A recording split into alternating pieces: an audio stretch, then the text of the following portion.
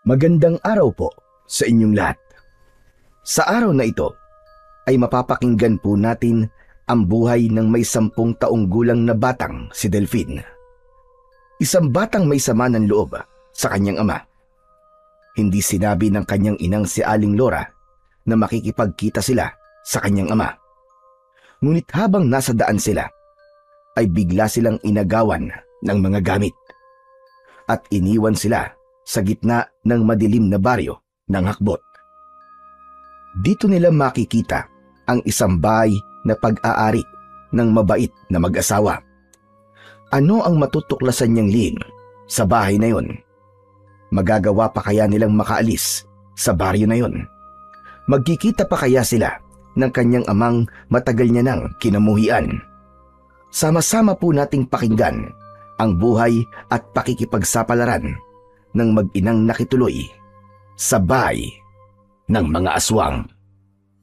Ngunit bago po ang lahat mga idol, huwag po nating kalimutan mag-subscribe at i-hit ang notification bell sa aking YouTube channel na The Voice Addict at Apong Isaak para sa mas marami pang makapigil hiningang kwentong aswang at katatakutan mula sa mundo ng kababalaghan.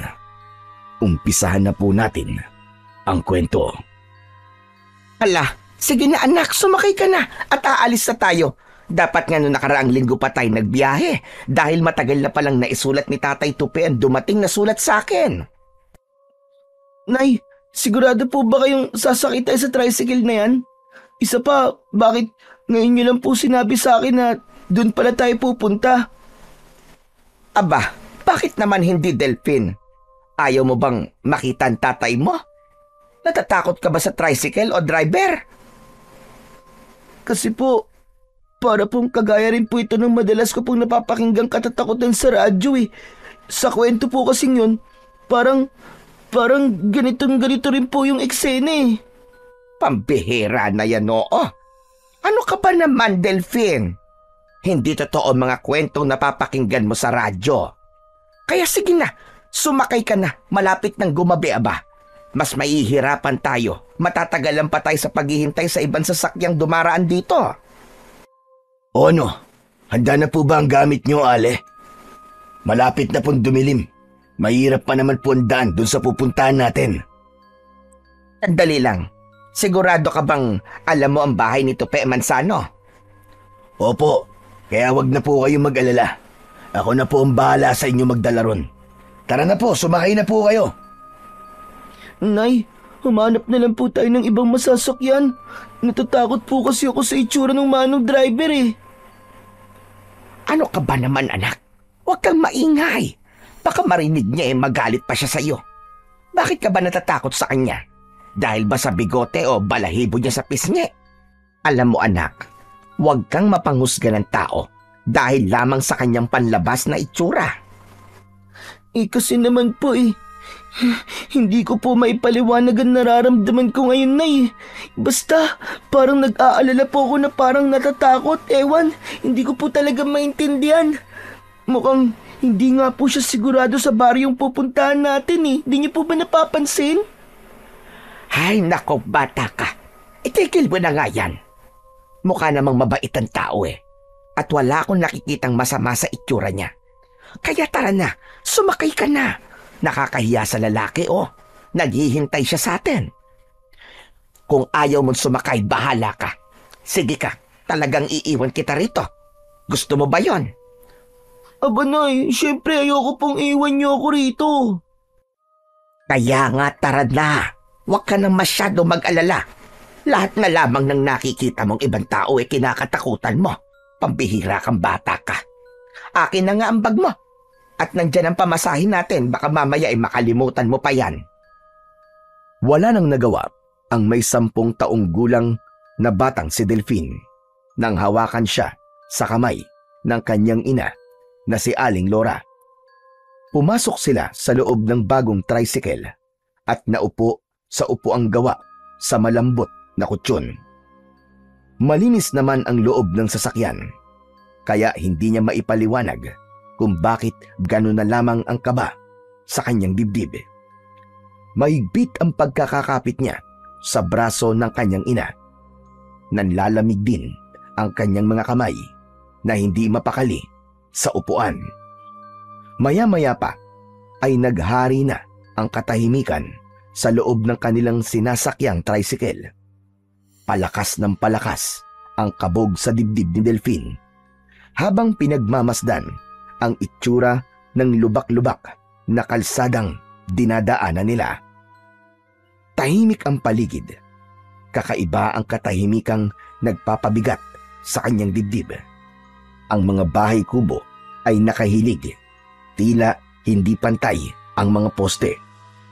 May ilan pang nababalot ng gumagapang na damo at mga bintana'y nakasara. Ngunit alam niyang wala nang nakatira. Isang baryong nakatiwangwang ang nakikita niyang itsura sa lugar. Sa gitna ng baryo ay may matandang punong balete. Ang ugat nito ay nakakalat sa lupa. Sa ilalim nito ay merong isang luma at sirang duyan na patuloy na umiindayog kahit walang hangin. Lahat ng kanyang nakikita ay tugma sa madalas niyang napapakinggan sa radyo. Kaya naman, mas lalo siyang nagsumiksik sa braso ng kanyang ina. Anak, ano ka ba? Umayos ka nga ng upo. Yan ang nga ba sinasabi ko eh. Nako, ikaw Delphine ha? Iwasan mo na ang pakikinig sa radyo. Lalo na ng mga katatakutan. Tignan mo ang sarili mo. Namumutla ang labi mo at nanginginig ang katawan mo. Sabihin mo nga, bakit ka ba natatakot ha, Delphine? Kasi po, Nay, tignan niyo po ang mga bahay, oh. Nakakatakot po ang lugar na dinadaanan natin eh. Bihira na nga po ang bahay, ganyan pa ang itsura ng mga kubo. Baka naman lumipat lang ng ibang tirahan ng mga taong nakatira dyan, anak. Mukha kasing malayo sa bayan at mahihirapan talaga silang mamuhay kapag ganyang walang mapagkukunan ng pangangailangan nila sa araw-araw. Magsasalita pa sana si Delphine, subalit sumagot naman ang lalaking nagmamaneho ng tricycle. Sa unahan lang ito ng daan nakatingin at narinig nito ang kanilang mga pinag-uusapan. Hindi po sila umalis. Natakot po sila sa banta ng mga aswang sa lugar na to. Ang balita pa nga ay walang nakakaalam kung nasa na mga taong nakatira rito sa baryo ng Hakbot. Ang kasunod po ng baryong ito ay ang baryo na ni Tatay Tupi. Pero umiikot pa po sila sa kabilang tulay at hindi na po ito dinadaanan ng mga sasakyan. Pero, bakit dito mo kami dinaan? Para po hindi sayang sa gasolina. Totoo po ang sinasabi ko tungkol sa mga aswang. Kaya nga po, matagal nang inabandona ng mga tao ang baryong ito. Nay, di ba po tama ako? Nakakatakot po talaga ang lugar na to. Pero bakit po niya dito tayo dinaan? Nay, sige na, tara na, bumaba na po tayo, Nay. Hay nako, hindi naman totoo ang sinasabi ng lalaking yan. Tinatakot lang niya tayo dahil alam niyang nag-aalala ka. Saka kung bababa tayo, abay delikado dahil malapit ng dumilim ang paligid. Oo nga naman, tama ang nanay mo. Tayong mga lalaki dapat matapang at palaban. Hindi ka dapat nagpapakita ng takot, lalo na sa mga aswang. Kasi may kasabihan dito sa amin, kung sino raw ang takot, yun daw talaga ang madalas na pagpakitaan ng mga aswang. Nay, narinig niyo po yun? Hindi po siya nagbibiro. Nagsasabi po siya ng totoo tungkol sa aswang. Sus, ikaw talagang bata ka. Tama na nga yung aswang-aswang na yan. Malayo pa ba tayo sa bahay ni Tatay Tupi? Tinatakot mo naman ng bata eh. Nako, hindi ko po ba nasabi sa inyo? Mamayang madaling araw po tayo makakarating sa bahay nila. Bali, parang renta po ang ginawa niyo sa tricycle ko kanina. Kung maghihintay pa po kasi kayo ng ibang masasakyan, aabutin po kayo ng siyam-siyam dahil hindi na po sila pumapasada dito. Ako lang po nagtsatsaga sa paghatid sa mga pasahero dito. Diyos ko naman! Bakit ngayon mo lang sinabi? Pambihira ka. Teka, bakit ba hindi sila pumapasok sa lugar na to? Mukha kasing masyadong liblib ang baryo na to. Tapos malalim pa mga bangin. Alam niyo po, takot po kasi ang mga pasahero sa holdapper na katulad ko. Pagkasabi ng lalaki nun, ay bigla nitong itinigil ang sasakyan sa bahagi ng kalsada na madilim na at maraming nagtataasang mga puno. Walang katao-tao sa bahaging yun. Sabay bunot ng kutsilyo sa bewang nito at itinutok yun sa kanila. Si Delphine, na hindi nakapagsalita, ay biglang nanginig sa takot habang titig na titig siya sa nandidilat na mga mata ng lalaking sa tingin niya ay edad na 25. Baba! Bumaba kayo ng tricycle! Iiwan niyo mga gamit niyo, pati na yung dala-dala mong bag, Ali! Ano? Hindi mo mabibitiwan ng bag mo? O gusto mong patayin ko na lang kayo rito, ha? Huwag naman. Maawa naman po kayo sa amin ng anak ko, Manong. Huwag niyo kaming sasaktan. Ibibigay na po namin ang bag namin. Bilisan niyo! Wala kayong ititira at wala kayong dadaling gamit sa pagbaba niyo! Maawa naman po kayo sa amin.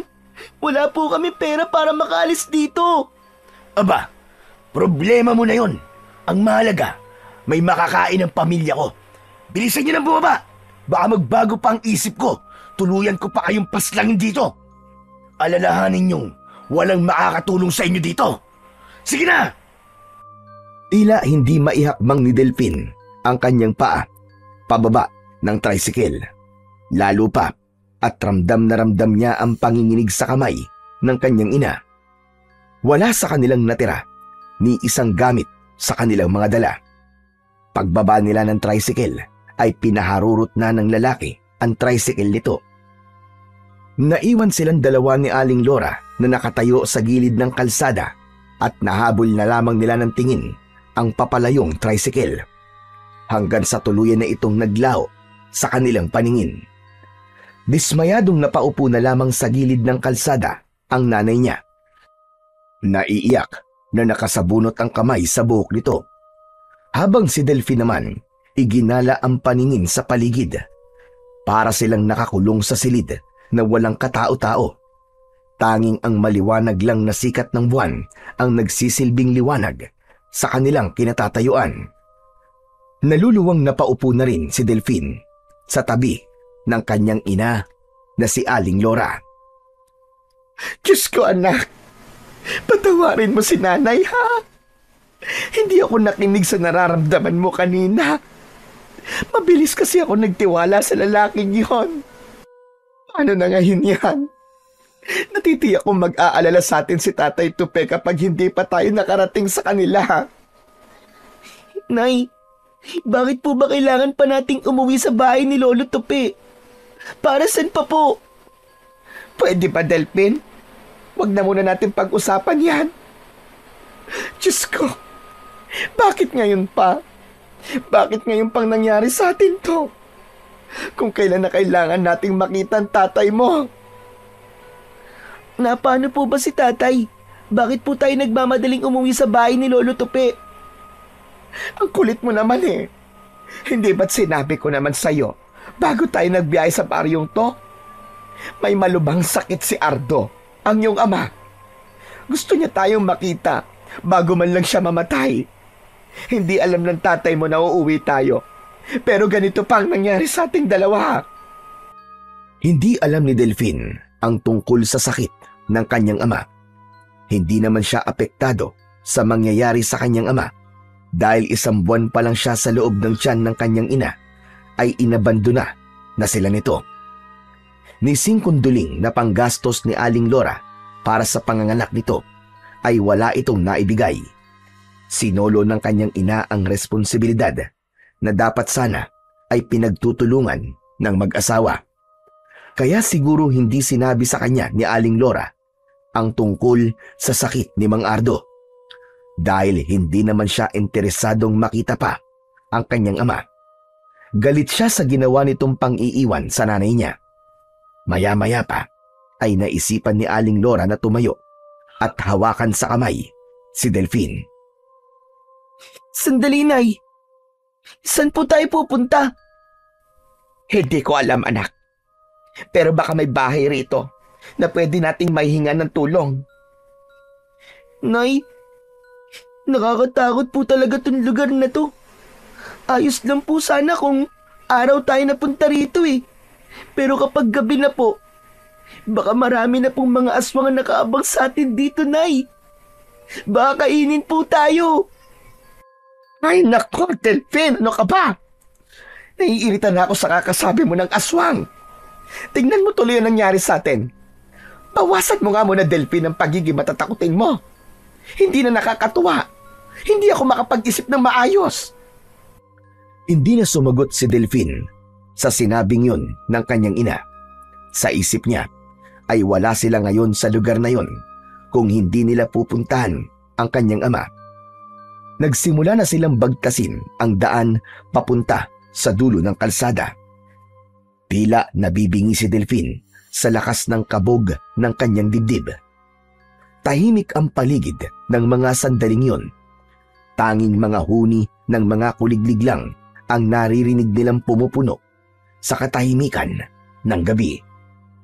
Ang bawat hakbang nila ay tila nakakadagdag sa kilabot na kanilang nararamdaman.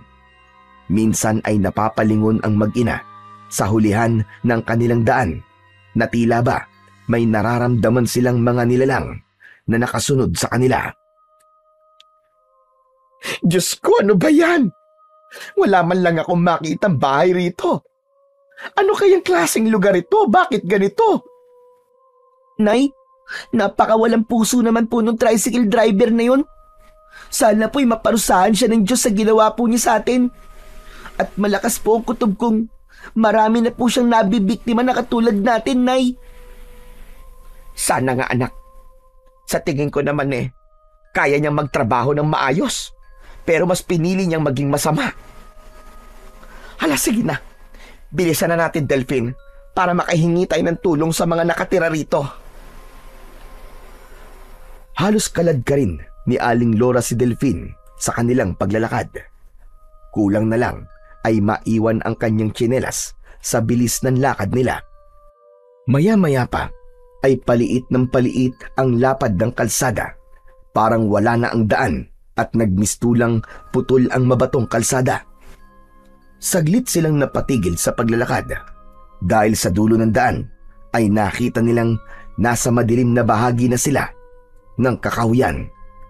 Tanging mga alitap-tap lang ang nasa mga puno at nagsisilbing liwanag ng lugar. Nay, hindi na po ito kalsada. Parang bundok pong pinagdalan sa atin. At nandito na po tayo sa kagubatan. Diyos ko, ano ba itong nangyayaring to? Panginoon, huwag niyo kaming pababayaan ng anak ko. Muling ipinagpatuloy ng mag-ina ang paglalakad ng walang tiyak na patutunguhan.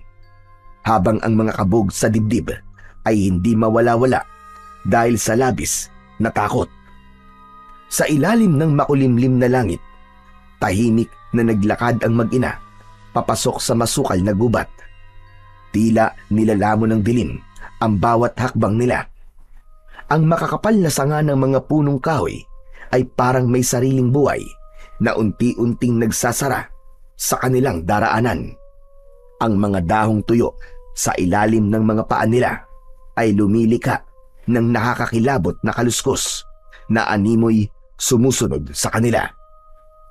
Mas humigpit ang kapit ni Delphin sa kamay ng kanyang ina habang panay ang linga nila sa kanilang paligid.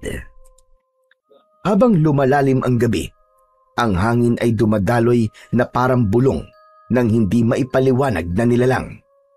Alam nilang wala na sila sa tabing kalsada, kundi nasa gitna na sila ng kagubatan. Sa bawat sulok ng gubat ay may matang tila nagmamasid. Sa gitna ng katahimikan ng paligid ay isang huni ang biglang umalingaw-ngaw na nagpahinto sa paglalakad ng mag-ina.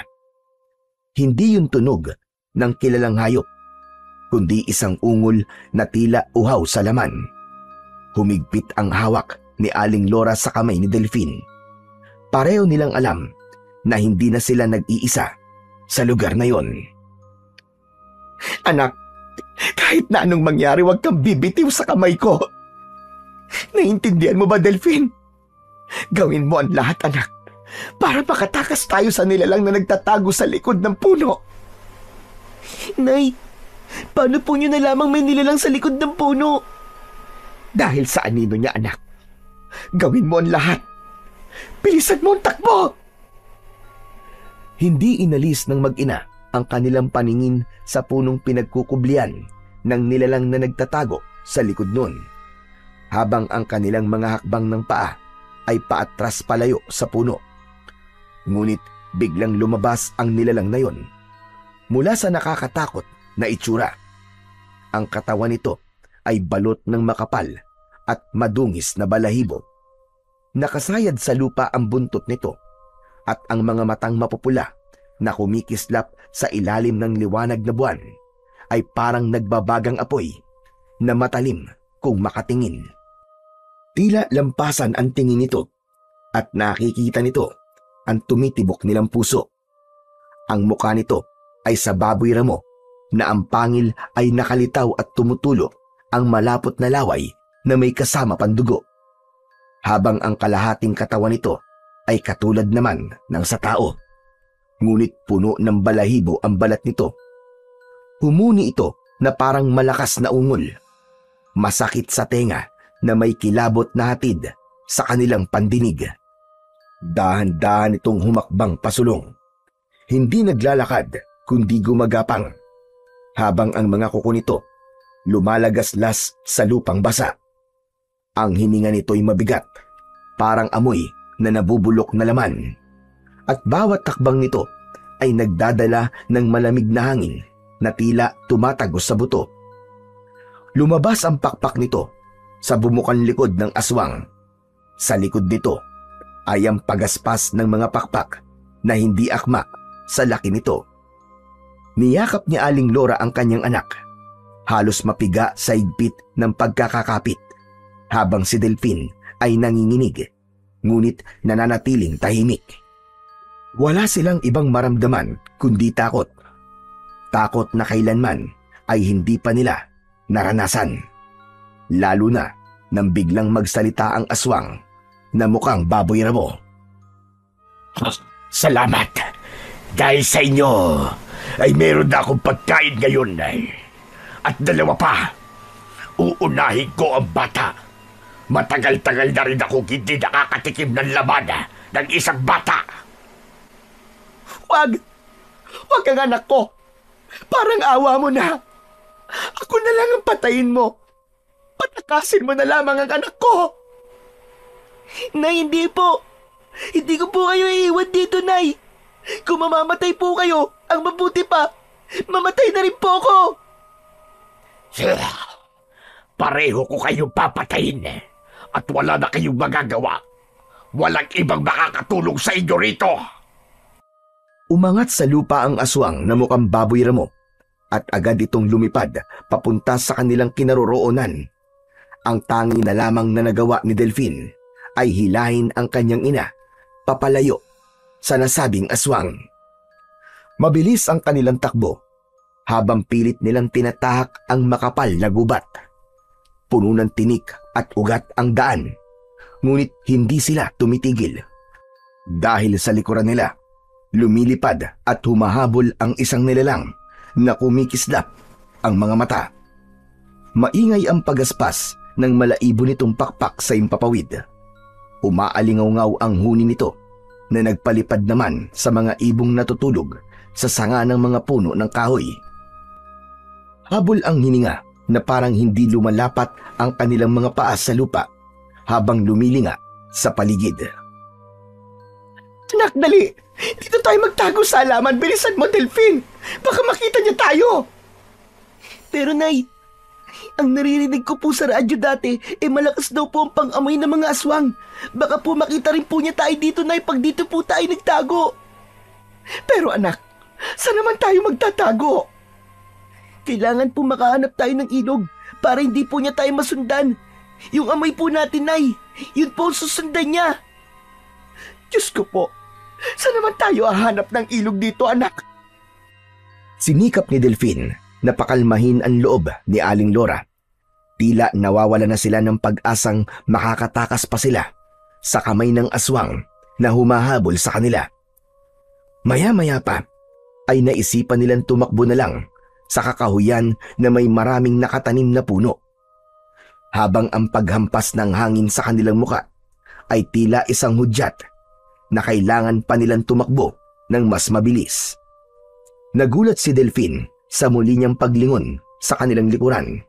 Ay pasadsad na bumaba sa lupa ang aswang para sana dagitin ang kanyang ina.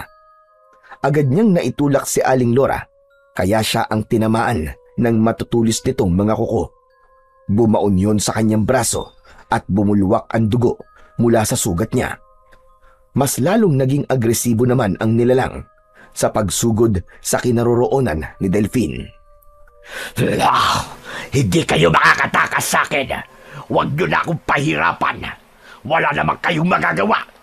Hindi na kayo makakaalis ng buhay sa baryong ito. Dahil hindi ko hahayaang malaman ng ibang tao ang tungkol sa akin. Humarang ang aswang sa unahan ng kanilang daan. Mabilis na bumangon si Aling Lora para lumapit sa anak. Nang maramdaman ni Delphine ang kanyang ina, ay muli silang tumakbo papalayo rito. Pero hindi na sila hinabol ng aswang. Nanatili itong nakatingin lang sa kanila. Para bang kampante itong mahuhuli silang mag-ina. Ilang sandali pa ay nakaramdam na ng pagod si Aling Lora. Kaya pansamantala ay nagpahinga sila sa ilalim ng puno. Habol ang hininga na walang gustong magsalita. Habang si Delphine ay patuloy na pinakikiramdaman ang paligid. Diyos ko, hindi ko sukat akalain na mangyayari sa atin to, anak. Panginoon, tulungan mo kami. Anak, hindi talaga tayo tinatantanan ng aswang na yun. Wala na po siya, Nay. Mukhang napagod na po siya sa pagsunod sa atin. Sana nga, Delphine, sana nga. Sana'y makaligtas tayo sa lugar na to. Nang makapagpahinga ang mag-ina at wala na silang naririnig na ingay sa paligid, pati na ang pagaspas ng pakpak sa impapawid, ay saka lang sila napanatag ang loob. Hindi nila alam kung nasaang lugar na sila. Ang mahalaga ay wala nang humahabol sa kanila. Nagpatuloy na sila sa paglalakad, kaya natanaw nila ang isang malaking bahay na gawa sa kahoy. Bigla namang gumuhit ang sakit sa sugat ng braso ni Delphine. Kaya naman, tinakluban niya yun ng kanyang palad. Anak, masakit ba? Konting tiis na lang, anak. Magagamot din natin yan. Ayos lang po ko, Nay. Mababaw lang naman po ang sugat sa braso ko. Nay, sa bahay po niyo, no? Nakabukas po ang ilaw mula sa lumang gasera. May bahay po. May mahihingan na po tayo ng tulong, Nay. Sandali lang, anak. Parang natatakot na ako magtiwala ulit. Hindi ko kayang humingi sa kanila ng tulong. Pagmasdan mo naman ng bahay nila, parang ang hirap namang paniwalaan na may bahay sa gitna ng gubat na to. Sumunod si Delphine sa sinabi ng kanyang ina. Pinagmasdan na muna niya ang itsura ng malaking bahay. Ang kahoy nitong dingding ay makintab at makinis. May mga bintanang bilugan na may mga kortinang kulay puti na sumasayaw sa ihip ng hangin. Sa may beranda, nakasabit ang mga paso ng orkidyas na bihirang makita sa gubat. Ang amoy naman ng kampupot at ilang-ilang ay nagmistulang pabango sa paligid ng bahay. Sa isip ni Delphine ay sapat na yun para malaman na hindi aswang ang nakatira roon. Ngunit sa likod ng kagandahang yun, may hindi maipaliwanag na bigat ng presensya ang bahay. At bagamat bukas ang pinto, walang tunog mula sa loob. Tanging tunog ng sariling hininga ang maririnig. Nay, sa tingin ko po, kaya mabigat po ang pakiramdam natin sa bahay na yan ay dahil dito po nakatayo sa gubat. Nay, subukan po nating lumapit at tumingi po ng tulong sa nakatira sa bahay. Tara po. Kung sa bagay, anak, malay mo naman talaga na matutulungan tayo ng taong nakatira sa bahay na yan. Subukan natin. Tara, Nay. Ang bango nga po ng mga bulaklak ko at halos mabalot po ng halaman ng buong bahay. Parang mayaman pong nakatira kahit gawa lang po sa tabla ng kahoy. Mas lalong naakit sa ganda ng paligid ng bahay ang mag-ina nang tumambad naman sa kanilang paningin ang matatabang halaman ng sampagita na nakatanim sa bawat sulok ng bahay. Parang nasa paraiso sila ng mga sandaling yun. Ilang saglit pa ay nagtawag na ang kanyang ina para makuha ang atensyon ng tao sa loob ng bahay. Tao po! Tao po! May tao ba rito? Tulungan niyo po kami! Walang sumagot sa sigaw ng kanyang ina. Kaya naman, mas lumapit pa sila sa nakabukas nitong pintuan habang pinakikiramdaman ang bawat paligid. Tao po! May tao ba dyan? Tao po! Ilang sandali pa ay nakarinig na sila ng maihinang yabag ng paa sa sahig ng bahay. Sumilip ang isang lalaki na sa tingin nila ay 55 taong gulang, kasama ang magandang babae na sa tingin nila ay asawa nito. Sumunod pa ang isang babae na malaki ang tiyan dahil buntis. Isang pamilya na parang may masayang pagsasama. Abay, sino po sila? Paano po kayo napadpad sa lugar na ito? Maaari po ba kami makituloy sa bahay nyo? Kahit isang gabi lang po. Aalis din po kami kagad. Abay, oo naman. Halika, pumasok kayo. Bilisan nyo. Mabuti pala't gising pa kami. Teka, Linda, ipagtimpla mo nga muna sila ng kape. Halika kayo, pumasok kayo sa loob. Maupo kayo sa bangko. Sandali lang. Ano bang nangyari sa inyo? Tinangay po kasi ng tricycle driver ang mga gamit namin. At kasama po ang pera namin. Pamasahe sana namin papunta sa bahay ng biran ko. Tapos inatake po kami ng aswang at nasugatan po sa braso ang aking anak. Dahil po sa pagliligtas sa akin. Muntik na po kaming mapahamak. Mabuti na lang po at nakatakas kami ng anak ko. Diyos ko, nakakatakot po talaga. Aswang baka mo? Abay, mabuti na nga lang at nakatakas kayo. Susan, ihanda mo mga silid ng mag-ina. Tama-tama sa inyong kwarto at matagal na yung hindi natutulugan. Linda, ilabas mo na rin ang panggamot sa sugat at ibigay mo kay... Laura po. Laura po ang pangalan ko at Delphine naman po ang pangalan ng aking anak. Balak sana ni Delphine na sumali sa usapan ng dalawa. Subalit pinigilan niya ang kanyang sarili. Abala siya sa pagsusuri sa loob ng bahay. Ang sahig ay makintab at malamig sa paa. Nakasabit sa dingding ang mga antigong larawan. Ngunit ang mga mata ng taong nasa larawan ay sumusunod sa kanyang galaw. May malalaking bintana, ngunit laging nakasarado ang kurtina. Sa gitna naman ng sala, may antigong lamesa at sa ibabaw nito may mga garapong may laman na hindi malaman kung anong klase ng likido ang nasa loob. Nakalutang ang mga mata ng hayop na parabang sinasadyang i-display roon. Muling nabaling ang kanyang atensyon nang bumalik ang babaeng may dalang kape. Pati na ng gamot sa kanyang sugat. Nakangiti itong nakatingin sa muka ni Aling Laura na lumipat naman sa kanyang muka. Iniabot nito sa nanay niya ang gamot, saka inilapag ang 2 tasa ng kape sa ibabaw ng lamesa. Malapit sa mga garapon na may nakakadiring mga itsura.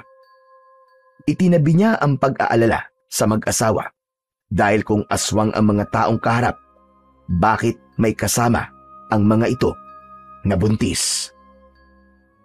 Sige na, inimin na muna ninyo ang kape at mukhang matagal kayong tumakbo. Halata ang pagod sa inyong mga mata eh. Pampagising ang kape, kaya maibabalik dito ang inyong lakas. Ikaw na rin, Laura, ang bahalang gumamot sa sugat ni Delphine. Marami pong salamat, Manong... Doming. Mandoming ang tawag nila sa akin dito. Si Linda ang asawa ko at manugang ko naman ang babaeng buntis kanina. Asawa siya ng panganay kong lalaki na naghahanap naman ng pagkain para kay Susan. Ganyan po talaga mga buntis. Walang pinipiling oras kung kailan nila gustong kumain. Maya-maya pa ay bumalik na si Susan at sinabi nitong nakahanda na ang kanilang higaan. Nagpaalam na rin itong matutulog at inaantok na ang babae. Ang asawa naman ni Mang Doming na si Aling Linda ay pumasok na rin sa kusina at magpapakain pa raw ito ng mga alagang baboy sa likod ng kanilang bahay. Kapag tapos na kayong uminom ng kape, maaari na kayo magpahinga ha. O sige na, kailangan ko na rin matulog. Isasara ko lamang ang mga bintana at pintuan at baka bigla na lamang sumalakay ang mga aswang na batakal. Tuluyan nang hindi nakatiis si Delphine nang marinig ang sinabi ni Mang Doming tungkol sa pangalan ng aswang na batakal. Mang Doming? Batakal po pala ang tawag ninyo dito sa aswang na umatake po sa amin kanina? Tama ka, Delphine. Sila ang mga nilalang na may kakayahang magpalit-palit ng anyo. Kalahating baboy at kalahating katawan ng tao ang anyo nila. May kakayahan din silang lumipad, ngunit walang kakayahang lumipad ng mataas. Hanggang sa mga sanga lang sila ng puno at may kakayahan din silang magpalipat-lipat sa kabilang puno sa pamamagitan ng paglukso. Madalas kaming guluhin ng aswang na batakal dahil sa kasama naming buntis. Kung ganun po pala, Mang Doming, hindi po kayo dapat nag-iiwan ng pintuang nakabukas. Oo nga, kaya nga natutuwa ko at dumating kayo kanina. Dahil kung hindi, baka nilapa na kami ng aswang dito sa loob ng pamamahay namin. Nakalimutan ng asawa kong isara ang pinto at nasa labas pa raw ang anak namin. Ganito siguro kapag tumatanda na, inaabot na ng pagkakamalimutin. O siya, sige, magpahinga na kayo ha, at maaga pa kayong aalis bukas. Ang alam ko kasi, matagal nang walang pumapasok na sasakyan dito. Pero mabuti na rin yung magbabaka sakali kayo. Malay naman natin na may biglang dumating. Bumundol ang kaba sa dibdib ni Delphine dahil paano nga kung wala silang masakyan at kailangan pa nilang maglakad ng malayo para lamang makarating sa bahay ng kanyang ama. Kung may tricycle man silang masasakyan, wala naman silang ibabayad dahil walang natira sa kanila. Pagpasok nila sa loob ng kwarto, ay napansin ni Delphine na tahimik ang kanyang ina. Marahan nitong hinihilot ang binting may gasgas ng kahoy kanina. Saka lang naman niya naramdaman ang paghapdi ng kanyang sugat sa braso. Pinaupo siya ni Aling Lora sa tabi nito at sinimulan ng kanyang ina na gamutin ang kanyang sugat. Mabuti na lang talaga ay hindi malalim ang sugat na yon. Pasensya ka na anak ha, kung nangyari sa atin ang ganito. Nay, wag na po kayong humingi ng pasensya. Hindi naman po nyo alam na mangyayari sa atin to eh. Wala pong may gusto nito. Isa lang po talaga ang ikinakasama ng loob ko sa inyo, Nay. Yun ay hindi nyo sinabi sa akin na totoong dahilan ng pagpunta po natin sa baryo ni Tatay. Sa tricycle ko na po nalaman sa inyo eh, na doon po tayo pupunta. Ang buong akala ko po uuwi lamang tayo sa probinsya ni na Lolo at Lola. Pasensya ka na anak, kung inilihim ko sa iyo ha. Alam ko namang hindi ka sasama kung sinabi ko sa iyo ang totoo. Pero kahit na po, Nay, masakit po kasi sa akin ang ginawa ni Tatay sa inyo eh. Hindi ko po makakalimutan yun. Kung ako lang po ang tatanungin hindi na po natin kailangan makita si Tatay. Gano'n na ba talaga kalaki ang galit mo sa tatay mo ha anak? Kahit na anong mangyari, pagbalibalik-tarin man ang mundo, siya pa rin ang tatay mo at hindi yon magbabago. Matagal ko na siyang napatawad anak at ngayon na kailangan niya tayo, hindi ko siya maaaring tikisin dahil may pinagsamahan din naman kami at ikaw ang bunga ng aming pagmamahalan. Kahit na ano pa pong sabihin niyo, Nay, hindi pa rin po ako natutuwang puntahan natin ang ama ko na umabando na sa akin. Ang pagtalikod po niya sa responsibilidad sa inyo ay pagtalikod na rin po niya sa akin. Pero wala na eh. Nandito na po tayo. Wala naman na po akong magagawa. Kaya lang eh, muntik pa po tayo mapahamak nang dahil pa rin po sa kanya. Hindi na nga naitago pa ni Delphine ang sama ng kanyang loob para sa kanyang ama, maging sa kanyang ina na nagsinungaling sa kanya para lang mapuntahan ang tatay niya. Hindi niya kayang makita ang ama, lalo pa at pakiramdam niya ay hindi naman siya gustong makita ng kanyang ama. Matagal na hindi dinalaw ng antok si Delphine, lalo na at kahit nasa loob na sila ng silid at nakasara ay pakiramdam niya ay hindi pa rin sila ligtas sa lugar na yon. Idagdag pa ang malalakas na ingay ng mga umaalulong na mga asong gubat mula sa kakauyan. Maya-maya pa ay nakarinig siya ng pagbalandra ng pinto. Kaya naman ay napabalikwas siya ng bangon. Kasunod, ang bulungan ng mga taong nasa labas ng kanilang silid sa mismong sala ng bahay. Pero biglang tumahimik, kaya mas pinili ni Delphine na bumaba sa katre na gawa sa kawayan at nilapitan ang pintuan. Idinikit niya ang tenga sa dingding ng pinto at tahimik niyang pinakinggan ang ingay sa labas ng silid. Huwag kang maingay, Lucas. May mga bisita tayong natutulog sa kabilang silid. Kahit hindi narinig ni Delphine ang pagsagot ng kausap, ay alam niyang ang bagong dating ay ang anak na panganay ni Mang Doming. Kasunod ang pagbukas ng pinto sa kabilang kwarto na pinasukan kanina ng babaeng buntis. Tila naglalambing ito sa asawa at pakiramdam ni Delphine ay nakayakap ang babae sa lalaki habang nagpapasalamat sa pasalubong ng bagong dating. Pagkalipas ng ilang minuto niyang pakikinig, ay narinig naman niya ang ingay sa kusina. Pati na ang pagtaddad sa kung anong bagay na hinati-hati nito sa sangkalang kahoy. Kahit hindi niya nakikita ang mga kilos ng mga tao sa labas, ay alam niya kung ano ang mga ginagawa ng mga ito dahil natutunan niya yon sa matagal na pakikinig sa mga drama sa radyo. Naghari ang saglit na katahimikan sa pamilyang nasa loob ng kusina.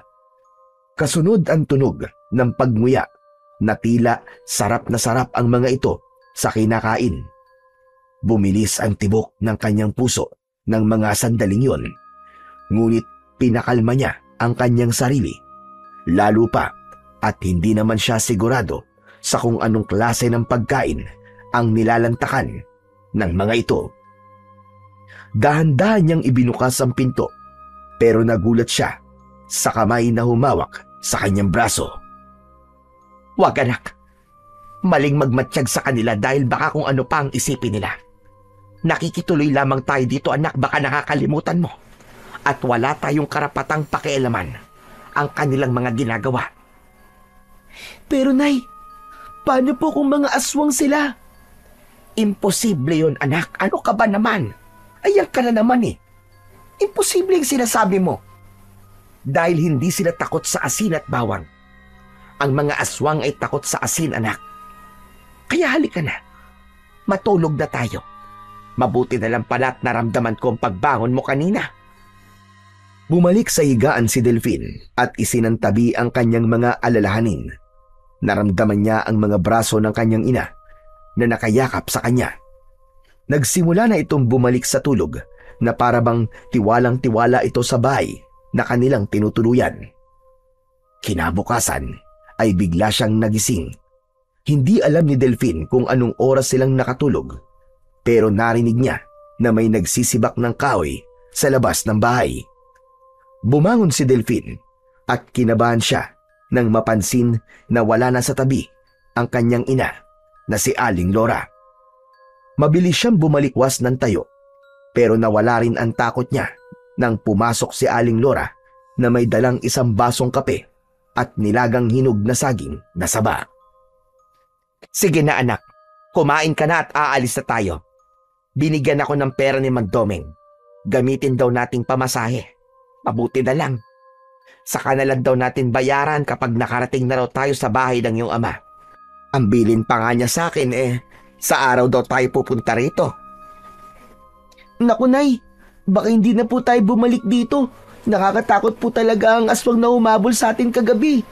Hindi nga po natin alam kung may pumapasok pang sasakyan sa lugar na to. Huwag mo nang ang problemahin yan.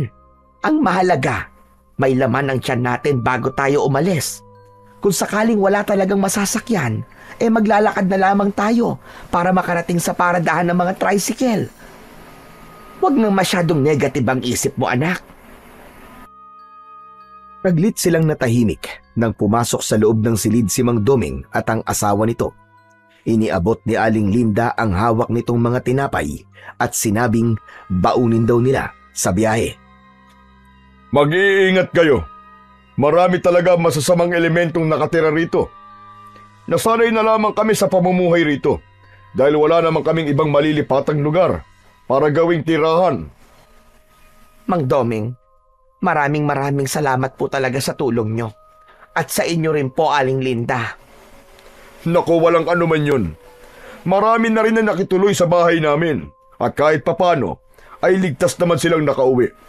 Sa katunayan, si Susan ay anak siya ng mag-asawa na minsan na rin naming natulungan. Meron din kaming tinulungang lalaki na hindi naman namin kilala.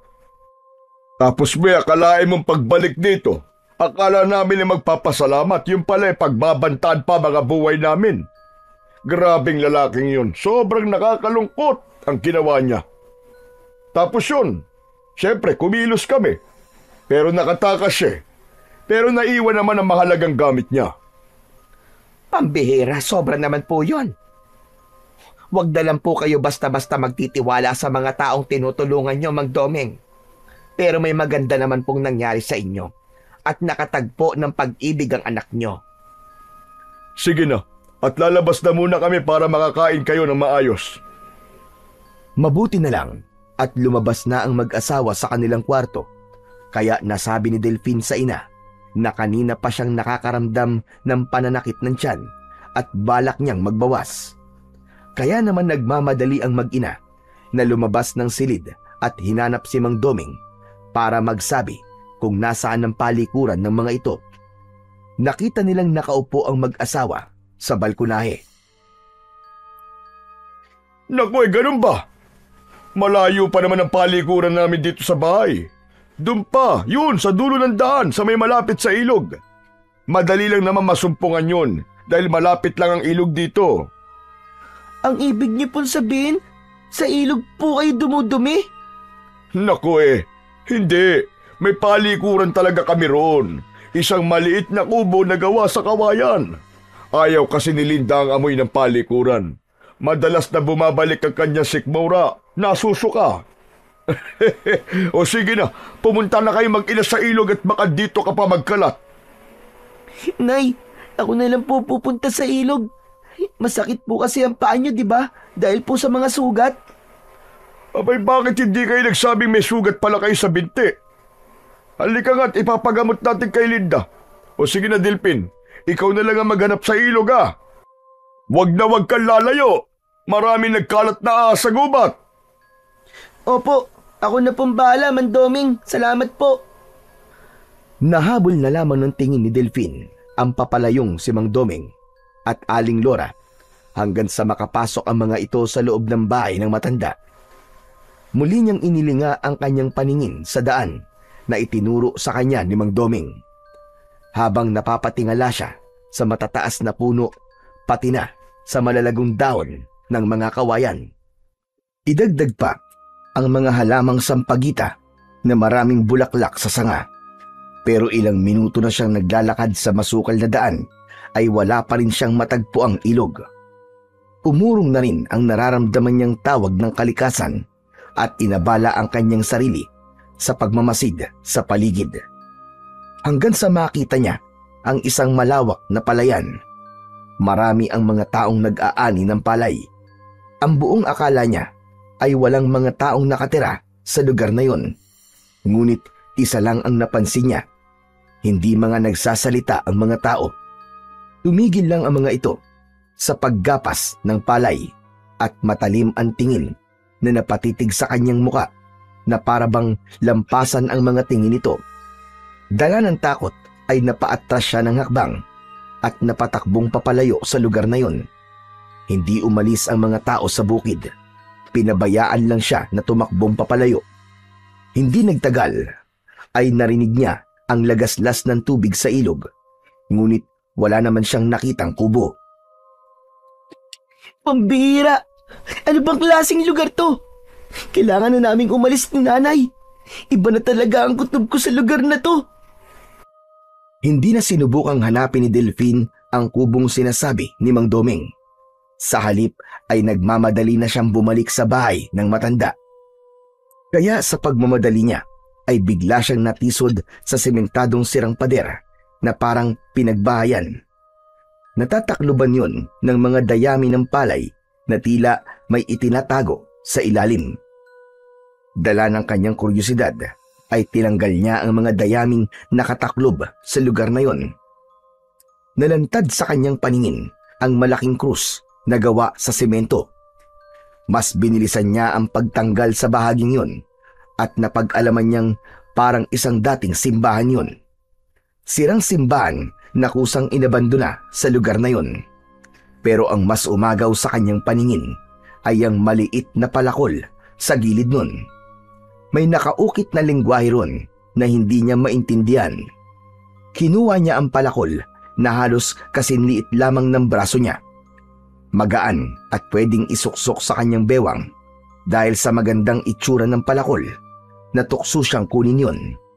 Saktong pagtago niya ng palakol ay narinig naman niya ang boses ni Mang Doming kasama ang mga lalaking nakita niya sa bukid. Hindi ito lumalapit sa kanya. Hindi niya alam na sumunod sa kanya si Mang Doming. Delphine, nahanap mo ba ang kubong sinasabi ko? Akala ko ba'y nadudumi ka? Halika at sasamahan na kita. Pabalik na nga po sana ako, Mang Doming eh. Kaya alam po, may nakita po ako sa bahagin to. Biglang naisip ni Delphine na wag na lang sabihin kay Mang Doming ang tungkol sa palakol. Kaya nagbago siya ng paksa ng usapan at muling ibinaling ang tingin sa sementadong krus ng simbahan. Kahit naiilang siya sa klase ng tingin ng mga kasama ni Mang Doming. Dahil nakatanaw lang ang mga ito, ilang dipa ang layo sa kanyang kinatatayuan. Tila hindi lumalapit ang mga ito sa kwadradong bahaging yon. Mang Doming, halika po. Tignan niyo po to. May nakita ako. Hindi kami nagpupunta dyan. Huwag ka dyan. Maraming ahas sa bahaging yan. Pagkasabi ni Mang Doming tungkol sa ahas, ay biglang napatalon sa takot si Delphine at kagad na tumakbo pabalik sa bahay. Iniwan niya ang mga kalalakihang kasama ni Mang Doming. Naramdaman din niya ang paghabol ng tingin ng mga ito sa kanya. Kaya lang ay bigla siyang napatigil sa kanyang paglalakad. Tila naliligaw siya at hindi niya na alam o maalala ang daan pabalik. Ano ba, Delphine? Pambihira ka naman, oo. Parang ahas lang, inatakot ka na. Tuloy yan. Yan ang napapala mo. Naligaw ka tuloy. Ay, nako. Nakakainis. Sana pala nagpasama na lang ako kay Mang Doming pauwi. Kung bakit naman kasi natakot ako sa mga lalaking hindi nagsasalita eh. Sinubukan ni Delphine na maglakad pa hanggang sa dulo ng kakawyan, ngunit para lamang siyang lumalayo sa bahay ng matanda. Natatakot siya na baka tuluyan siyang hindi makauwi at hanapin siya ng kanyang ina. Hindi niya alam kung bakit naisip niyang iwanan si Aling Lora. Sana ay isinama niya ang nanay niya nang sa ganun ay hindi siya nag-aalala sa kalagayan nito. Bigla niyang naramdaman ang takot. Parang may mali sa lugar na yon. Maya-maya pa ay narinig niya ang malakas na boses ng matandang lalaki. Takot na takot ito at halata ang galit sa tinig. Tulong! Tulungan niyo ako! Tulong! Sinundan ni Delphine ang boses na yon ng matandang lalaki at nagulat siyang nakasabit ito sa malaking puno. Nakakulong ito sa kulungang gawa sa bilog na kahoy. Hugis kwadrado yun at kita niyang may sugat ang katawan ng matanda. Halos abot niya ang kulungang nakasabit sa ilalim ng puno. Bukod sa matanda, ay marami pang mga tao ang nakakulong sa kulungang yun. Ang iba ay nangihina at ang iba naman ay mukhang patay na. Nagulat siya nang bigla siyang hawakan sa braso ng matandang nakakulong sa kulungang kahoy. Kaya naman, malakas siyang napasigaw. Huwag! Huwag kang sumigaw! Baka marinig ka nila! Buksan mo to, bilisan mo!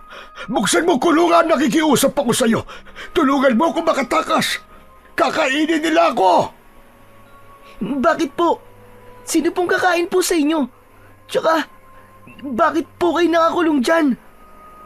Bata, maawa ka naman sa akin. Pakawalan mo ko dito, sige na't nakikiusap ako sa'yo. Papatayin nila ako. Ikaw din! Papatayin ka din nila! Papatayin ka din nila! Kaya nakikiusap ako sa'yo. Pakawalan mo ko rito. Kailangan kong mahanap ang sandata na magbibigay ng lunas sa sakit ng anak ko. Pero ikinulong nila ako rito. Kaya sige na, nakikiusap ako. Bitiwan niyo po ang braso ko! Nasasaktan po ako, Aray! Bitiwan niyo po ako! Mas bumaon ang kuko ng matanda sa braso niya. Kaya naman ang hapdi ng sugat ay naging dahilan ng muli niyang pagsigaw. Pero iniharang ng matanda ang palad nito sa bibig niya habang nakalusot ang kamay nito sa pagitan ng mga bilog na kahoy. Habang ang kulungan ay idinuduyan ng hangin na parabang mga bunga ng puno ng mangga. Bumilis ang tibok ng kanyang puso pagkatapos niyang marinig mula sa matanda na papatayin siya ng mga taong nasa lugar na yon. Ngunit nahihirapan siyang maniwala dahil mabait ang pakikitungo sa kanila ng pamilya ni Mang Doming at umaasa siyang baka ibang tao ang sinasabi nitong papatay sa matanda.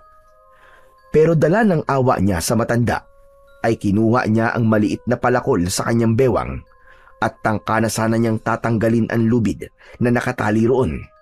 Ngunit nagulat naman siya sa boses ni Mang Doming at bago siya humarap sa lalaki ay nagawa na niyang maisuksok pabalik ang palakol sa kanyang bewang. Delfin! Delfin, anong ginagawa mo rito? Lumayo ka dyan! Delikado ang taong yan! Mandoming, bakit po siya nakakulong? Sabi po niya papatayin siya. Pati na raw po ako. Nako, huwag kang maniniwala sa mga sinasabi niyan. Siraulo ng taong yan Pinatay niya ang asawa niya at mga anak. Nakakulong siya dyan dahil walang mga pulis na kukuha sa kanya. Malayo ang bayan dito at kailangan pa namin maghintay ng ilang araw para ipakuha siya sa mga pulis. Halika na, Delpin. Lumayo ka sa kanya. Huwag kang maniwala sa kanila, Delpin. Papatayin nila tayo. Papatayin nila tayo! Halika, Delphin. Bakit ka ba lumapit dyan? Ang lahat ng mga nakakulong dito ay mga taong nakagawa ng kasalanan.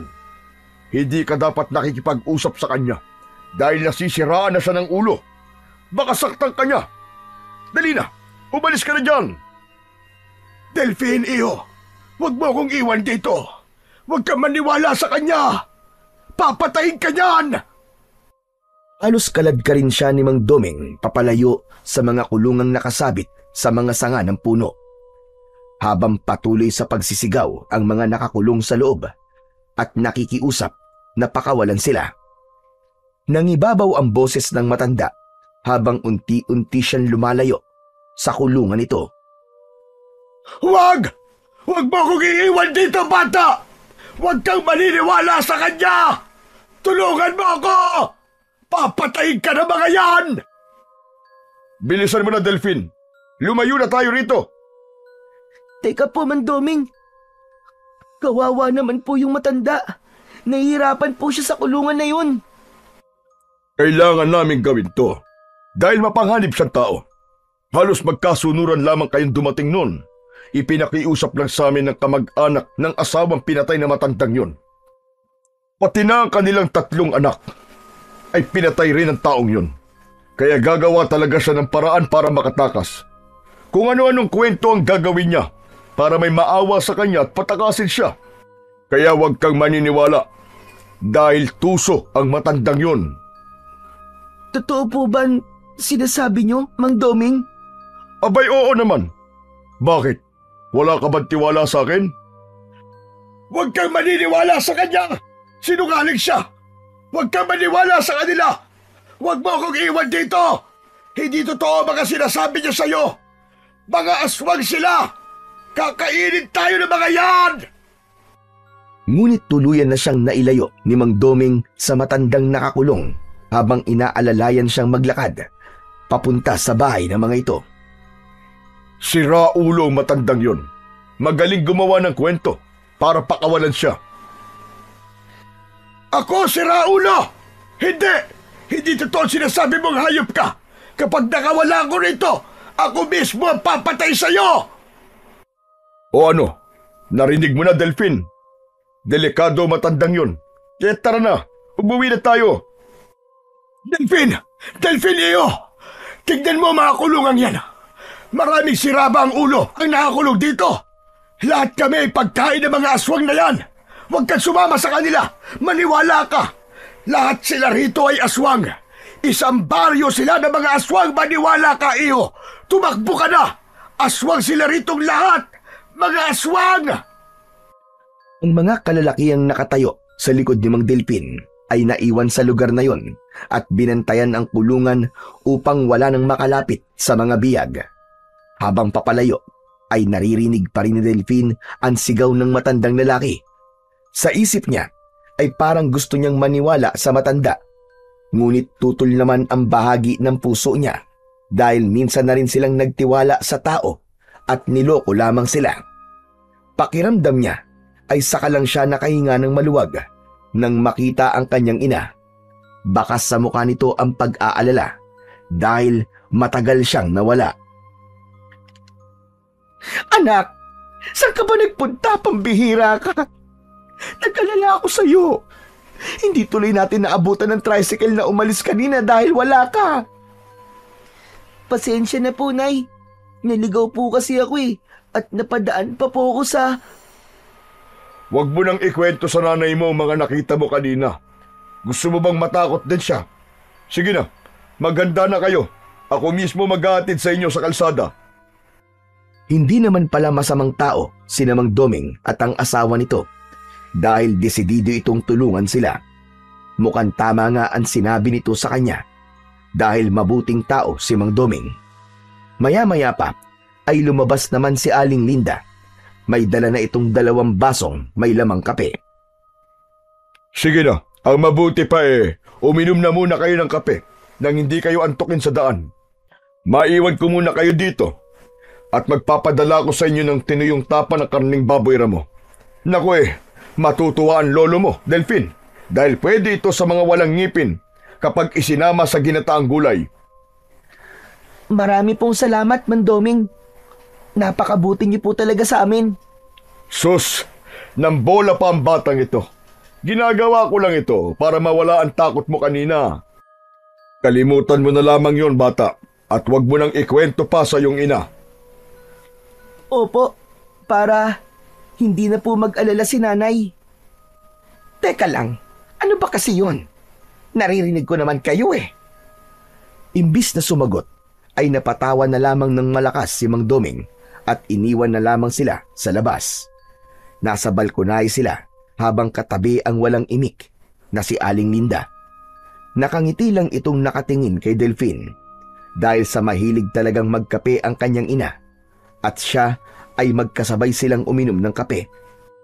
Halos maubos nila ang laman nun dahil sa mabangong aroma na nalalanghap nila sa baso. Wala silang kaalam-alam na yun na pala ang malaking pagkakamali nila, ang magtiwala sa mga taong hindi naman nila masyadong nakikilala. Nay, parang nahihilo po ako at inaantok. Ako nga rin Delphine, Aling Linda, ano po bang inilagay niyo sa inumin namin?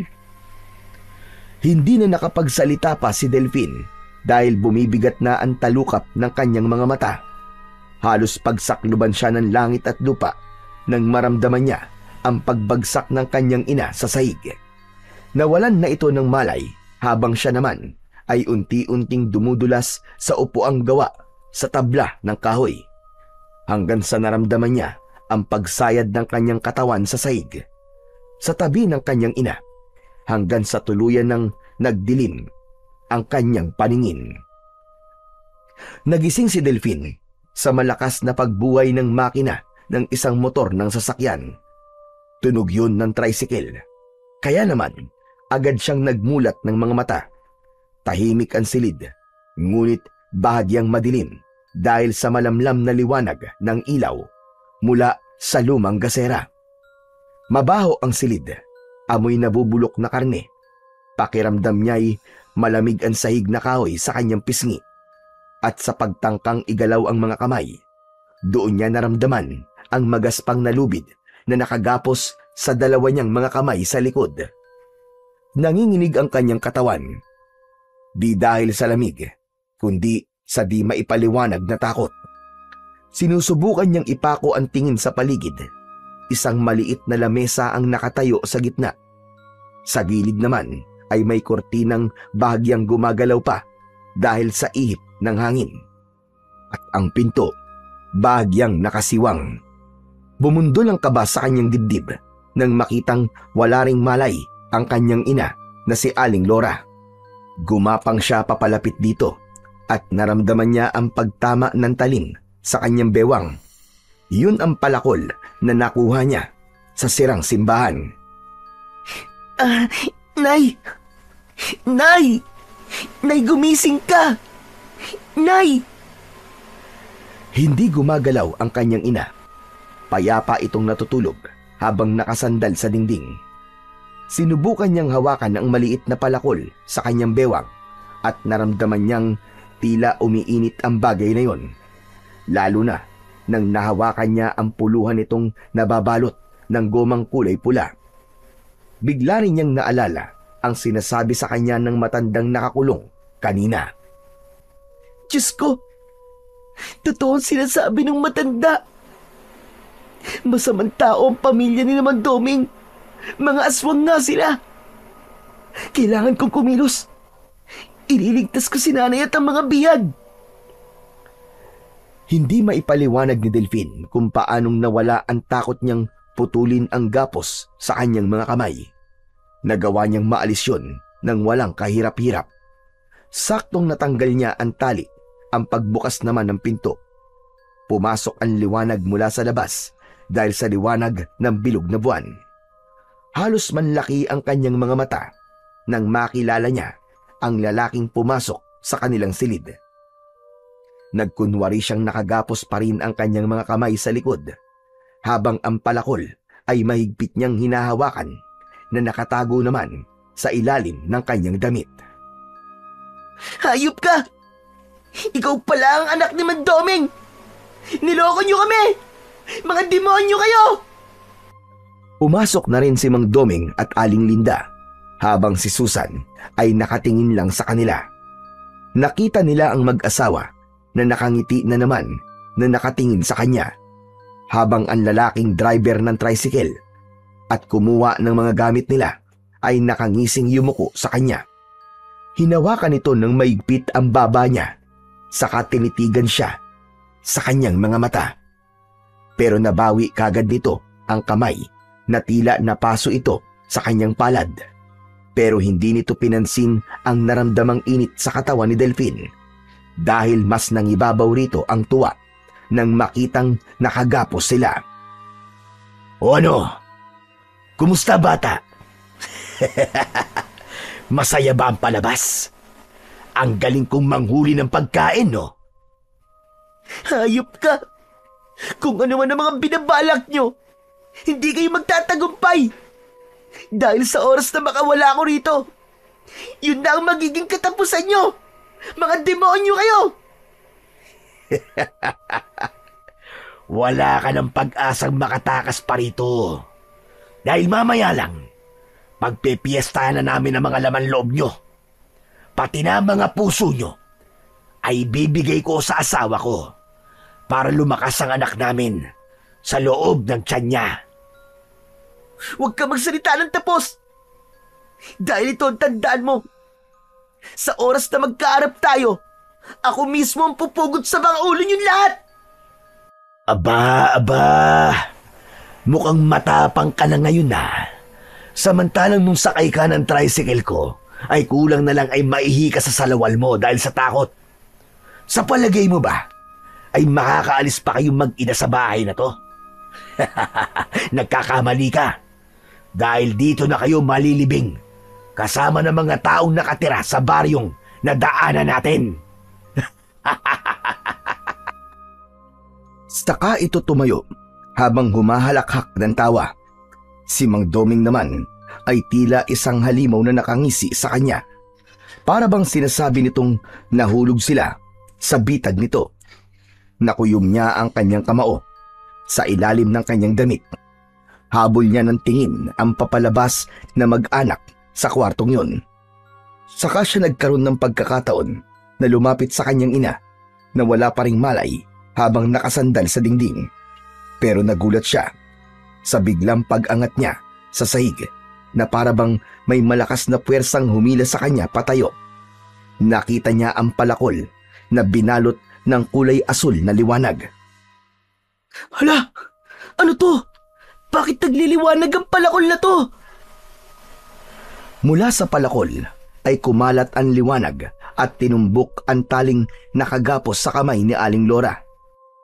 Nanlalaki ang kanyang mga matang napatingin siya sa kanyang inang kinakalagan ng tali ng malakas na liwanag. At bumalot yon sa buong ulo ni Aling Lora hanggang sa gumalaw ang katawan nito at nagising. Delphine? Delphine anak! Anong nangyayari?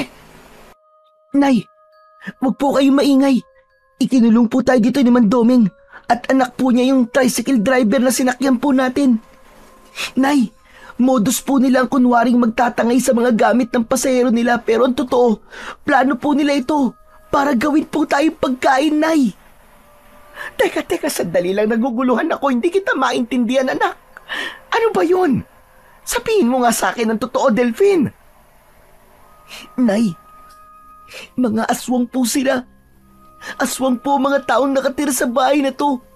Maging sa buong baryo, Nay. Isang baryo po sila na halos mga aswang po. Kailangan po natin tumakas. Pupuntahan po natin ang matandang nakakulong sa nakasabit na aula sa malaking puno. Doon po, Nay, sa gubat. Tara na po. Halos buhati ni Delphine ang kanyang ina para lang makaalis sa loob ng kubong yun.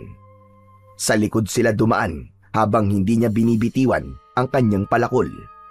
Iniwasan niyang hindi sila lumika ng ingay habang nirarangka niya ang dingding na gawa sa tabla. At dahil sa kakaibang lakas ng palakol, walang kahirap-hirap na nasira nila yon. Daan-daan silang lumabas doon at magaan ang paa na tumakbong papalayo sa kubo. Napatigil sa pagtakbo si Delphine nang makita ang maraming tambak ng patay na katawan ng mga tao sa lupa. Napapalibutan yun ng maraming mga halaman na bulaklak ng sampagita, ilang-ilang at kampupot upang maitago ang mabahong amoy ng nabubulok na laman ng tao. Kaya pala maraming bulaklak sa paligid ng bahay at kung titignan ito ng mabilisan ay hindi kagad mapapansin na mga katawan yun ng mga tao. Bukod pa ron, kasamang naaagnas ang mga gamit ng may-ari ng mga katawan ng biktima. Katulad nilang nabiktima mula sa malalayong lugar. Sa kanila ipinagpatuloy ang pagtakbo papunta sa lugar kung saan niya nakita ang kulungan. Nagtago sila sa makapal na halamang sampagita dahil nakita niyang may mga nakabantay sa mga kulungan. Yun ang mga lalaking nagpaiwan kanina. Ngunit hindi na ito mga mukhang tao, kundi sila ng ganap na aswang na batakal. Taong baboy ramo na may mapupulang mga mata. Dito lang po kayo, Nay, ha? Kailangan ko pong iligtas sa mga biyag kasama ang matandang nakausap ko kanina. Ano ka mo? Pero anak, marami sila, hindi mo kakayanin. Baka mapahama ka lang sa gagawin mo. Tumakas na lang tayo. Nay, Mamamatay po tayo rito kung hindi tayo lalaban. Mga aswang po sila at handa silang pumatay ng tao para lang mabuhay. Pero matandang nakakulong po sa kulungan na yun. Mamamatay siya, Nay. Sigurado yun. Hindi na hinintay pa ni Delphine na magsalita ulit ang kanyang ina. Agad siyang nagpakita sa mga halimaw na nakatayo sa ilalim ng puno. May tiwala siyang hindi siya pababayaan ng Diyos at ng sandatang may taglay na kapangyarihan. Sa pagtaas niya ng palakol sa ere ay nagulat siyang biglang humaba ang hawakan nun. Dinig na dinig niya ang paglagablab ng malaapoy na liwanag sa kanyang sandata. Kaagad na sumugod kay Delphine ang mga aswang batakal at nagawa naman niyang iwasan ang unang pag-atake ng mga ito gamit ang mahahabang mga kuko. Isang malakas na pagpalo sa katawan ang ginawa niya at tinamaan ito ng talim ng palakol sa leeg. Sa sobrang talas ng kanyang armas ay tumalsik ang napugot na ulo ng aswang at nasunog ang buong katawan. Nagising ang matandang biyag, samantalang ang iba pang mga nakakulong ay hindi na mga gumagalaw. Sige! Sumugod lang kayo! At mararanasan nyo rin ang sakit kung paano mamatay ng walang kalaban-laban! Nakita nyo ba kung anong ginawa ko sa mga kasamaan nyo? Sige, sugod! At ganyan din ang mangyayari sa inyo! Mga demonyo kayo! Napaatras ang mga aswang batakal papalayo kay Delphine. Ngunit wala siyang balak na pakawalan ng mga aswang batakal dahil alam niyang magsusumbong ang mga ito kay Mang Doming. Malakidlat ang naging pagkilos ni Delphine ng mga sandaling yun at hindi na nakaporma sa kanya ang tatlong natitirang mga aswang batakal. Bawat haribas niya ng palo ay napupugot niya ang mga ulo ng mga ito. Sabay-sabay na bumabagsak ang katawan ng mga ito sa lupa. Nasunog ang katawan habang ang malaabong liwanag ng katawan ng aswang ay sumama sa hangin at tuluyang naglaho. Tumabi po kayo, Lolo, at tatanggalin ko po ang tali sa kulungan nyo. Ililigtas ko rin po ang iba pang mga biyag. Hindi na kailangan, Delphine. Dahil patay na sila lahat. Bilisan mo na, bago pa nila tayo abutan dito. Madali ka! Isang palo lang ang ginawa ni Delphine at natanggal niya na kagad ang lubid na nakatali sa kahoy. Mabilis na lumabas ang matanda at sobrang tuwa. Napayakap ito kay Delphine. Diyos ko, salamat iyo. Ang sandatang hawak mo sa akin yan. Ibinigay ko yan sa anak ko. Naiwan niya yan dito habang siya ay tumataka sa mga aswang. Tanging ang liwanag lamang na nanggagaling dyan ang makakagamot sa lumalalang sugat ng anak ko. Kaya tara na, umalis na tayo rito. Sandali lang po, Lolo. May kasama po ako. Kasama ko po ang nanay ko. Tumingin si Delphine sa bahaging pinagtataguan ng kanyang ina at lumabas ito sa makapal na halaman. Tumakbo itong mabilis papalapit sa kanila. Kaya lang, napansin niyang nanlalaki ang mga mata ng matanda at nakaawang ang bibig. Nagpalipat-lipat ang tingin nito sa kanila habang may luwa na ang mga mata. Kung ang matanda ay nagulat, mas nabigla naman si Aling Lora. Hindi ito nakapagsalita at tumitig ng matagal sa muka ng matanda. Kaya naman, binasag ni Delphine ang katahimikan sa pagitan ng dalawa.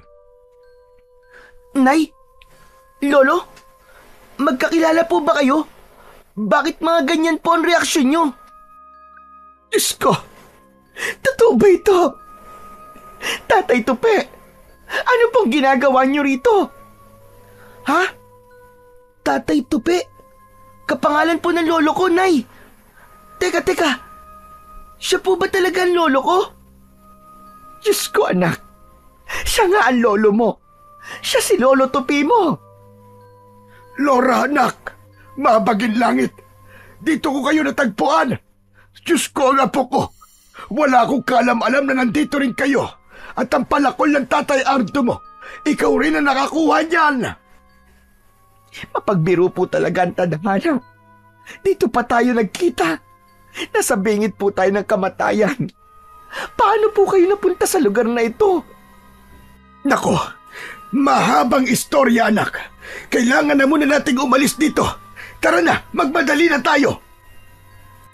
Akma na sanang aalis sila sa lugar na yon nang magulat sila sa bagong dating na mga aswang. Nakangisi ang mga ito habang umaangil. Nakalabas ang malalagari nitong mga ngipin habang nakadipa ang mga kamay na may mahahabang mga kuko. Hindi nyo na kailangang umalis. Tignan mo nga naman ang pagkakataon. Nasa iisang lugar lang ang mga biyag ko at magkakamag-anak pa pala kayo. Magre-reunion kayo ngayon sa impyerno. Ikaw pala ang ama ng hayop na nagbanta sa akin. Ang walang iyang Ardo na yun, muntik pa kaming ipahamak. Kumusta naman ang sugat niya? Tutali, nandito na kayo. Ako na ang papatay sa inyo. Hindi mangyayari yun. Dahil natagpuan na ng aking apo malakas na sandatang papatay sa inyong lahi. Mahina rin pala ang isip mo. Ni hindi mo napansing makapangyarihan ang sandatang basta mo nalang itinago sa lumang simbahan. Dahil wala namang silbi, kahit gamitin pa yan sa akin. Hindi ako natatakot. Walang makakapatay sa amin dahil kakampi ko ang Diyos ng dilim. Walang magagawa ang Diyos nyo dahil dito pa lang ay papatayin ko na kayo at isasama ko kayo sa impyerno. Nagkakamali ka! Mag-isa ka lang pupunta sa impyerno. Buhay ka pa pero sinusunog na ang kaluluwa mo sa impyerno. Kasama ng dinudiyos mong hari ng kadiliman. Ang mga katulad nyo ay dapat parusahan. Kaya tama na satsat. Simulan na natin ang laban! Nahila ni Lolo Tupi ang natitigilang si Aling Lora papunta sa pinagkukublihan nitong halaman para magtago. Hinayaan nilang sumugod si Delphin sa nakatayong si Mang Doming, kasama ang asawa nitong may malababoy ramong anyo. Nauna itong umatake kay Delphin, ngunit naiwasan niya ang matatalas nitong mga kuko. Umikot siya sa ere at tinagpas niya ang ulo ni Aling Linda. Tumalsik ang ulo nito sa paanan ni Mang Doming. Nanginginig ang kamay nitong hinawakan ang pugot na ulo ng asawa. Pero bago pa nito mahawakan ang buhok nito, ay natunaw na yon dahil sa bumalot na apoy sa ulo nito. Hindi! Hindi! Magbabayad kang bata ka! Papatayin kita! Pinatay mo ang asawa ko! Galit na sumugod si Mang Doming habang pasuray-suray ng takbo. Nararamdaman nito ang malakas na liwanag na bumabalot sa kanyang palakol, kaya saktong paglapit nito sa kanya ay hinampas niya kagad ito ng palakol sa leeg. Nasugatan ito ng malalim at bumulwak ang dugo nito. Hindi pa siya nasiyahan. Isang mataas na pagtalon ang ginawa niya at ubod lakas niyang itinarak ang talim ng palakol sa ulo nito. Sakto sa bunbunan. Bumulwak ang masaganang dugo at tumalsik pa yon sa kanyang muka. Nagkikikisay itong nakahiga sa lupa habang pilit na tinatanggal ang palakol sa bunbunan. Ngunit hindi nito mahawakan ang puluhan na parabang napapaso ito sa sandata niya. Kulang pa yan sa lahat ng mga buhay na kinuha nyo. Ito na ang katapusan ng mga lahi nyong mga aswang na batakal. Ngayon, malulusaw ang inyong katawan dahil sa liwanag na taglay ng palakol na yan. Ang boses sana ni Mang Doming ang maririnig niya para mag-iwan ng banta sa kanya ay nauwi sa pagkulo ng bibig nito dahil sa lumabas na bumubulang likido. Unti-unti itong nalusaw hanggang sa matunaw ang katawan. Saktong naabutan ni Lucas ang eksenang yun, ang pagkalusaw ng kanyang ama, at hindi naabutang buhay ang ina. Mula sa himpapawid ay bumaba ang aswang batakal.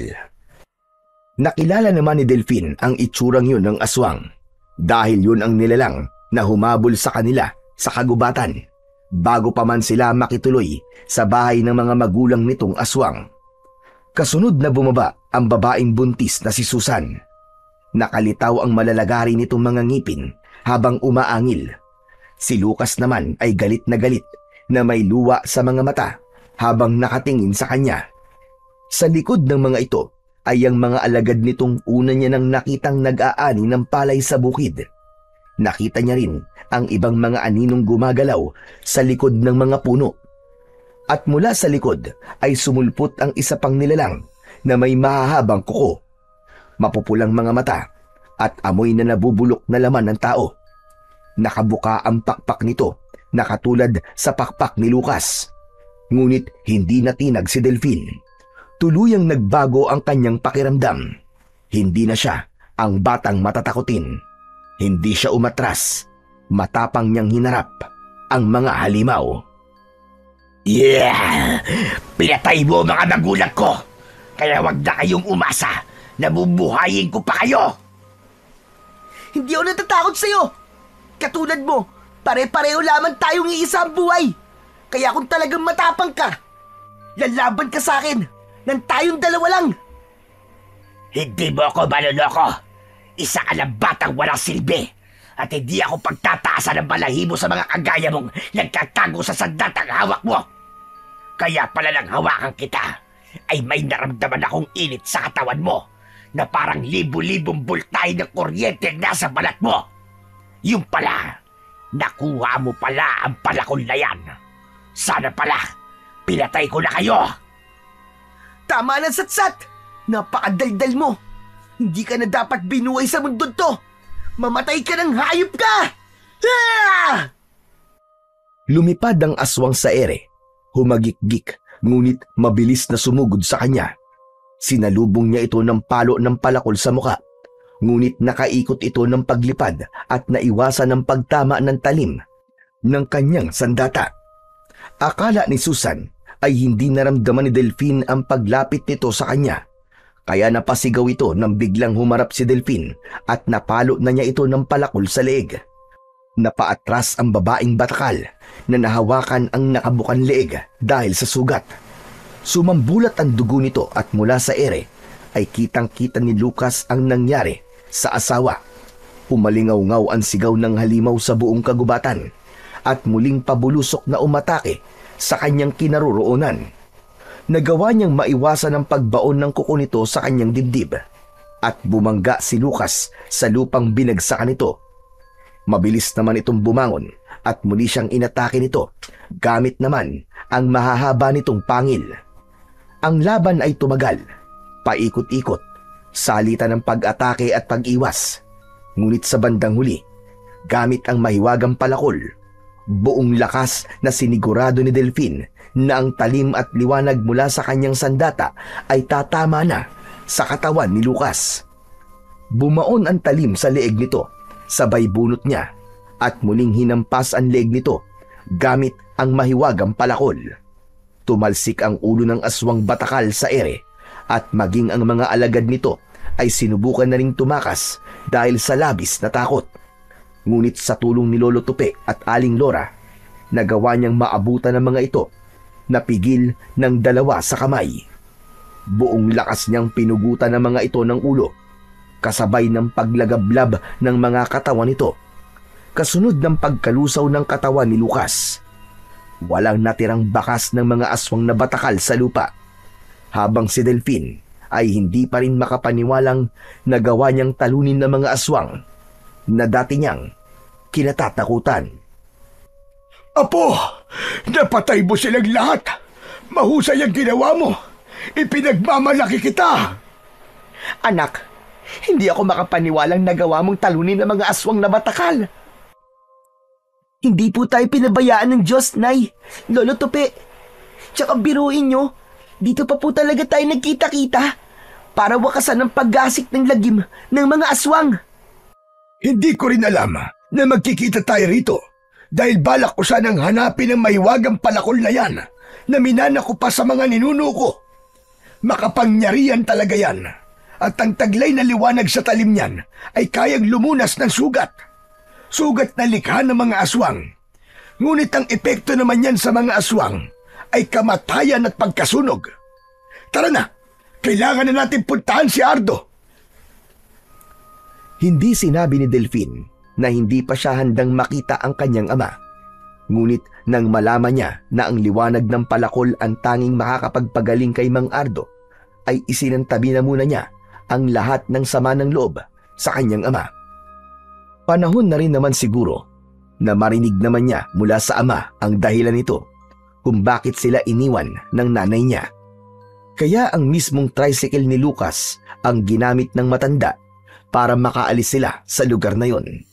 Nakakalungkot man isipin, pero wala na silang nailigtas na buhay sa mga bihag na nakakulong sa hawlang kahoy.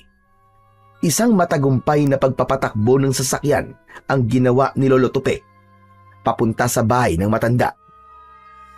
Hindi siya makapaniwalang halos 15 minuto lang ang oras na tinakbo ng kanilang sasakyan papunta sa bahay ng kanyang ama.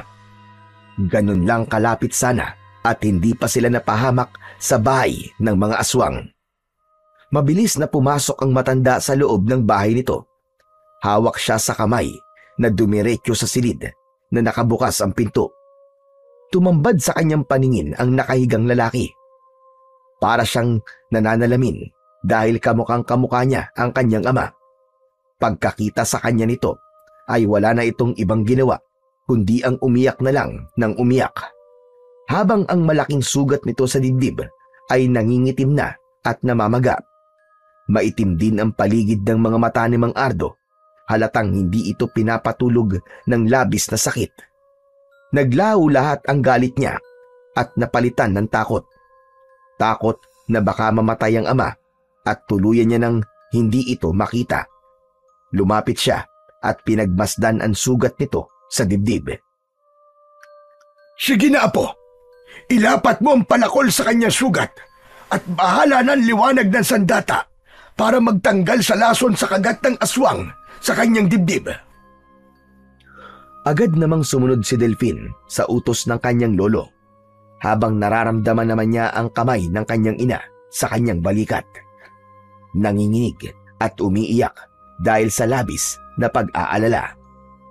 Hinayaan ni Delfin na kumalat ang malakas na liwanag sa buong katawan ni Mang Ardo, at sa pagbabalik ng dating sukat ng palakol at pagkawala ng liwanag nito, nakita niyang bumula ang sugat ng kanyang ama at tila isa yung himala na biglang nagsara. Misteryosong naghilom ang sugat. Bumangon sa higaan si Mang Ardo at niyakap ng maigpit ang anak na si Delfin.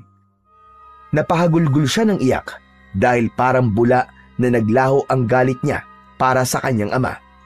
Pagkatapos ay humingi ito ng tawad sa kanya habang patuloy na umiiyak. Tay, masama po talaga ang loob ko sa inyo eh. Dahil iniwan niyo po kami ni nanay. Pero po nang makita ko po kayo sa ganyang kalagayan, hindi ko po pala kayang mawala kayo, Tay. Hindi ko po pala kayang tuluyan niyo na po kaming iwanan ni nanay. Totoo, Apo. Sinubukan niyang puntahan kayo. Pero hinarang siya ng mga aswang at nakagat siya sa dibdib. Nahawa siya ng pagiging aswang. Kaya naman, hindi niya na sinubukan magpakita sa inyo. Ayaw niyang masaktan ng nanay mo. Kaya isinakripisyo niya ang sarili niya para sa kaligtasan niyong dalawa. Diyos ko, hindi ko po alam na yun pala ang totoong nangyari sa tatay ko. Tay, patawarin niyo po ako. Nagtanim po ako ng galit sa inyo, Tay. Gumanti ng yakap si Mang Ardo at sinabi nitong wala siyang dapat na ihingi ng tawad dahil wala namang may gusto sa mga nangyari. Pero, paano pong nakarating ang palakol sa sirang simbahan, Lolo? Dahil bumalik si Ardo para magiganti gamit ang palakol. Umaasa siyang kapag mapapatay niya ang mga aswang, mawawala ang hawa niya sa katawan ng pagiging aswang batakal. Kaya lang, ay nabiyag din siya ng mga ito. Ngunit mabuti na lang at nakatakas siya. Pero nakuha sa kanya ang palakol at hindi ko alam na itinago pala ni Doming ang sandata sa sirang simbahan.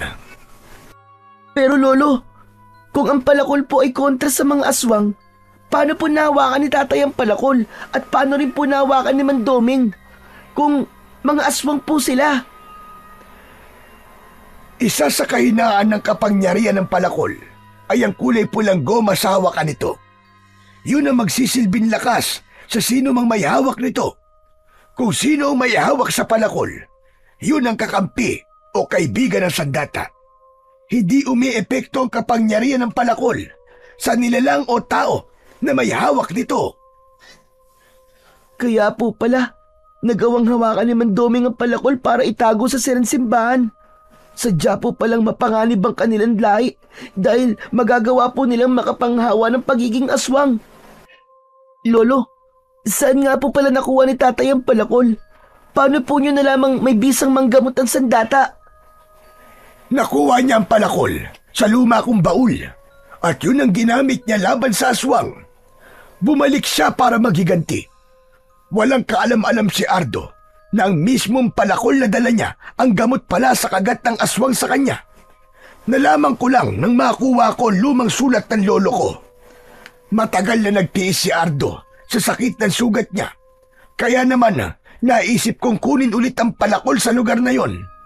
Yun ang totoong dahilan kung bakit siya nakipaghiwalay sa iyo, Laura, at mas pinili niyang hindi kayo makita. Kaya pala, sinabi niyang wag ko na siyang habulin, tay.